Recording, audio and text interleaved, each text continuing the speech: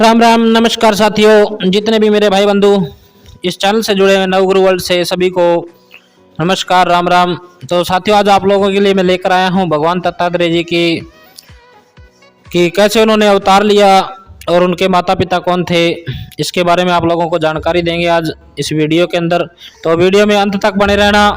और जो भी नया भाई बंधु है इस चैनल पर पहली बार आया तो सबसे पहले चैनल को सब्सक्राइब कर लीजिए और साथ में बेल आइकन को ऑल पे कर लीजिए। और वीडियो अच्छी लगे तो लाइक और शेयर जरूर करके जाना। तो साथियों, चलते हैं वीडियो की तरफ, आगे बढ़ाते हैं हमारा वीडियो। तो मित्रों, भगवान दत्तात्रेय जी की शीघ्र ही कृपा करने वाले देव की मूर्ति कहे जाते हैं। अतः इनके पिता अत्रि ऋषि व इनकी माता अनसुईया थी। इस अवतार में इन्होंने 3 मुख धारण किए हुए थे। तो प्यारे मित्रों, वे बड़े दयालु और परम भगत थे। भगत के स्मरण करते ही वे उनके पास पहुंच जाते थे, इसलिए उन्हें स्मृतिगामी भी कहा जाता है। दत्तात्रेय जी की विद्या के परम आचार्य भी कहे गए हैं। भगवान नारायण के अवतारों में इन्होंने भी श्री कृष्ण जी की तरह सुदर्शन चक्र धारण किया था। कहीं कहीं दत्तात्रेय जी को ब्रह्मा विष्णु शिव का संयुक्त अंश व अवतार भी कहा गया है। तो मित्रों, श्रीमद् भागवत पुराण स्कंद प्रथम अध्याय के अनुसार श्री दत्तात्रेय जी का अवतार अनसुईया के वर मांगने पर छठे अवतार के रूप में हुआ था। वे अत्रि जी की संतान दत्तात्रेय जी हुए। इस प्रकार उन्होंने अलरक व प्रहलाद आदि को ब्रह्म ज्ञान का उपदेश दिया था। आगे का विस्तार इस प्रकार है साथियों। मत भागवत पुराण में स्कंद 3 दत्तात्रेय जी के बारे में और भी विस्तार से बताया गया है। इस स्कंद में विदुर जी और श्री मैत्रेय जी से पूछते हैं कि कृपया करके यह बतलाइए कि जगत की उत्पत्ति और अंत करने वाले सर्वश्रेष्ठ देवों ने अत्रि मुनि के यहाँ क्या करने की इच्छा से अवतार लिया था। तब श्री मैत्रेय जी ने कहा, जब ब्रह्मा जी ने ब्रह्म ज्ञानियों में श्रेष्ठ मैं ऋषि अत्रि जी को सृष्टि रचने की आज्ञा दी थी, तो वह अपनी सहधर्मिणी सहित तप करने के लिए वृक्ष नामक कुल पर्वत पर गए थे। उस वन में मुनि श्रेष्ठ के द्वारा चित्त को वश में करके एक ही पैर पर खड़े रहे। तत्पश्चात 100 वर्षों तक तप किया। उस समय वे मन ही मन यह प्रार्थना करते थे कि जो कोई संपूर्ण जगत के ईश्वर हैं, मैं उनकी शरण में हूँ, वे मुझे अपने ही समान संतान प्राप्त करें। ब्रह्मा विष्णु महेश तीनों जगतपति उनके आश्रम आए और उन तीनों का एक साथ ही पुरुदुर्भाव होने से अत्रि मुनि का अंतःकरण प्रकाशित हो उठा। उन्होंने एक पैर पर खड़े खड़े ही उन तीनों देवों को देखा और फिर अर्घ पुष्प आदि पूजन की सामग्री हाथों में ली और पूजा की और बोले कि मैं आप सभी को प्रणाम करता हूँ।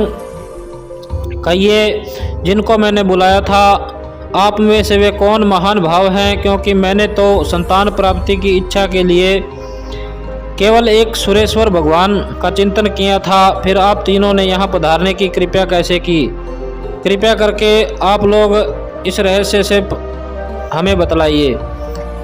तो मित्रों, आगे की कहानी इस तरह है। अत्रि मुनि के यह वचन सुनकर देवताओं ने कहा, ब्रह्मण, तुम सत्य हो और तुम्हारा संकल्प भी सत्य है। तुमने जैसा संकल्प लिया था वही होना चाहिए, इसके विपरीत कैसे हो सकता है? तुम जिस जगदीश्वर का ध्यान करते हो वे हम तीनों ही हैं। हे प्रिय महर्षि, तुम्हारा कल्याण हो और तुम्हारे यहाँ हमारे ही अंश रूप 3 जगत विख्यात पुत्र उत्पन्न होंगे, तुम्हारे सुंदर यश का विस्तार करेंगे। इन्हें इस प्रकार का अवसर देकर देखते ही देखते तीनों सुरेश्वर अपने अपने लोकों की तरफ चले गए।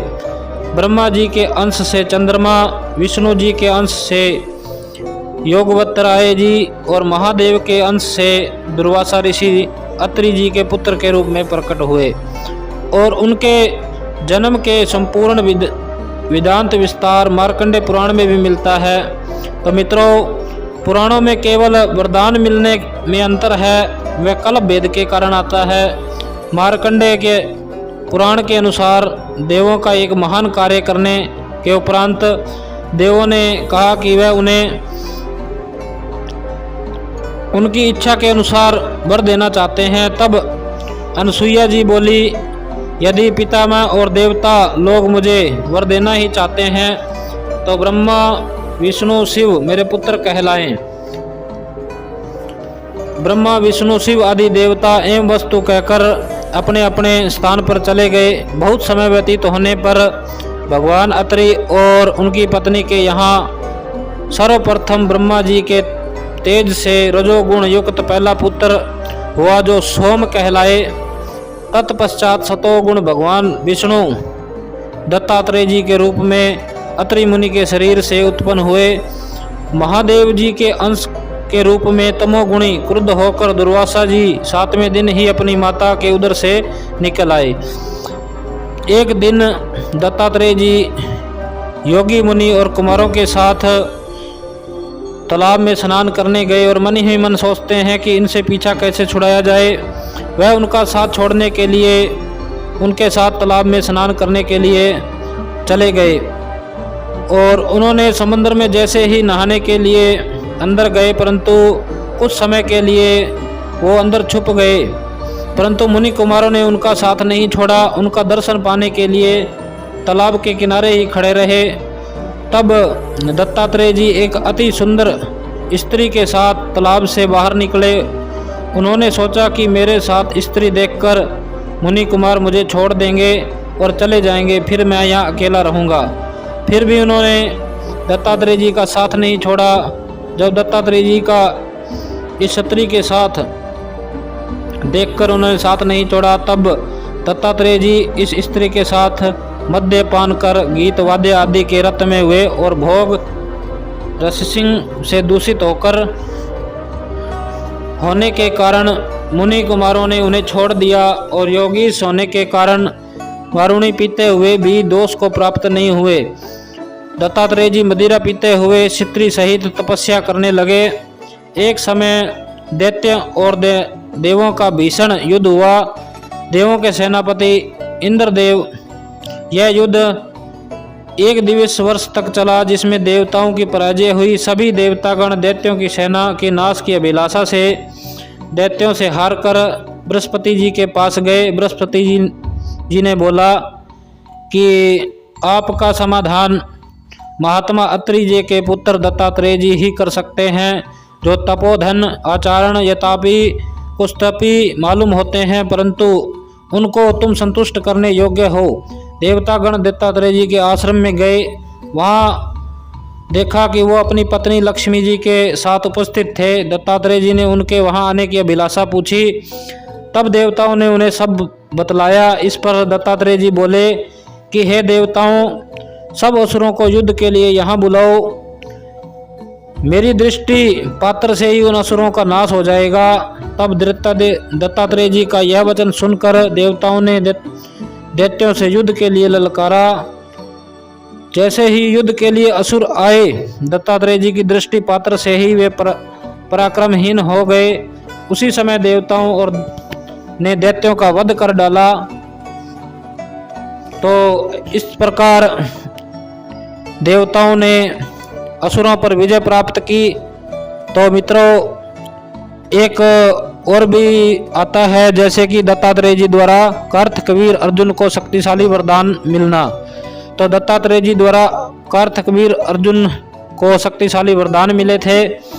कार्तवीर ने मांगा था कि वह ऐसी सिद्धि प्रदान कीजिए जिससे मैं प्रजा का पालन कर सकूं और अधर्म को प्राप्त ना होऊं, दूसरों की रक्षा करने में और मेरे समर में कोई भी समानता न कर पाए। बलवती एक समर भुजाएं हो और पाताल समुद्र आदि में मैं अकेला ही किसी शत्रु से कम ना हूं, और साथ राष्ट्र में कभी भी धन का नाश ना हो और आप में मेरी शुद्ध भक्ति हो। तब दत्तात्रेय जी बोले कि तुमको सब प्राप्त होंगे, तुम एक चक्रवर्ती राजा होंगे। वह इतना कहकर फिर समंदर में जाके छिप गए। तो साथियों, दत्तात्रेय जी जयंती इन्हीं में कहलाती है कि अभीरा भाव में जो लिखी गई है तिथि, वो दत्तात्रेय जी की जयंती कहलाती है। भगवान दत्तात्रेय जी के नाम पर दंत संप्रदाय दक्षिण भारत में निवास करते हैं। तो साथियों, आपको वीडियो कैसे लगे, अच्छी लगी हो तो लाइक, शेयर और सब्सक्राइब जरूर करके जाना। फिर मिलेंगे एक नई वीडियो में, तब तक के लिए राम राम, नमस्कार, जय श्री राम।